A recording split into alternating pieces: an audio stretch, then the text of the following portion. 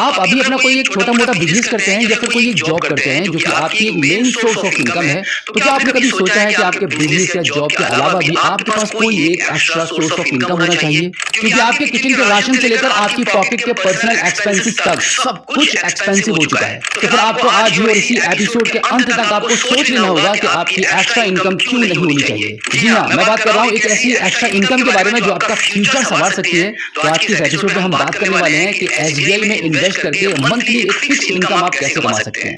Welcome to सीखो official show सरकारी services. वैसे तो एसबीआई से पैसा कमाने की काफी सारी स्कीम्स है, जैसे RD, FD, mutual fund, SBI Sarvottam, SBI tax saving schemes, multi option deposits. मगर हम बात करने वाले हैं मंथली फिक्स इनकम के बारे में जो आपको मिलती है सिर्फ एसबीआई के एन्युटी डिपॉजिट स्कीम में। ये एक ऐसी स्कीम है जिसमें प्री मैच्योर फैसिलिटी, 75% तक की लोन की facility, high rate of interest.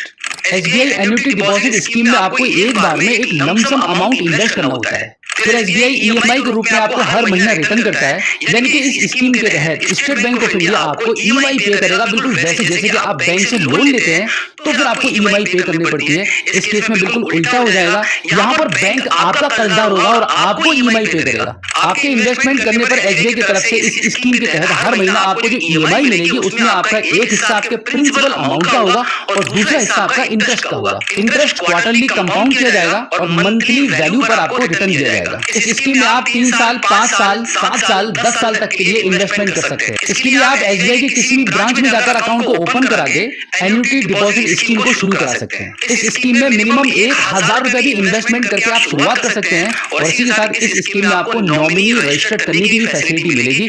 आपके एब्सेंस में स्कीम के रिटर्न्स नॉमिनी को भी मिलना शुरू हो जाते हैं। अब जान लेते हैं कि इस स्कीम में पैसा डिपॉजिट करने के बाद कब से मंथली इनकम शुरू हो जाएगी। इसमें इन्वेस्टमेंट के नेक्स्ट मंथ ही आपको मंथली इनकम शुरू हो जाती है, यानी कि अगर आप अप्रैल के मंथ में इन्वेस्टमेंट करते हैं तो आपको मई के मंथ से ही आपकी एक फिक्स्ड इनकम शुरू हो जाएगी। तो चलिए अब जानते हैं कि कितने कितने टेन्यूर पर कितना कितना रेट ऑफ इंटरेस्ट मिलता है। अब यहाँ पे हम जानेंगे इसके रेट ऑफ इंटरेस्ट के बारे में। यहाँ पे पीरियड मेंशन है और यहाँ पे आपका interest rate for general citizen और दूसरा आपका interest rate for senior citizen. यहाँ पे आप देखेंगे अगर 7 दिन से लेकर 45 दिन के लिए इन्वेस्टमेंट करते हैं तो आपको 2.9% का इंटरेस्ट मिलता है। वहीं पर अगर सीनियर सिटीजन है तो सीनियर सिटीजन के लिए 3.4% तक का इंटरेस्ट रेट मिल जाता है। बिल्कुल इसी तरीके से टाइम जितना ज्यादा बढ़ता रहेगा उतना ही इंटरेस्ट भी आपका बढ़ता रहेगा। अब फाइनली हम देखते हैं कि 5 साल से लेकर 10 साल तक के लिए अगर आप इन्वेस्टमेंट करते हैं तो फिर यहाँ पर जनरल सिटीजन्स के लिए 5.4% तक का रेट ऑफ इंटरेस्ट आपको इस स्कीम में मिल जाता है और वहीं सीनियर सिटीजन्स के लिए यहाँ पे और ज्यादा बढ़ जाता है, 6.2% तक का रेट ऑफ इंटरेस्ट मिलता है। अब फाइनली हम बात करते हैं कि कितना पैसा डिपॉजिट करने पर आपको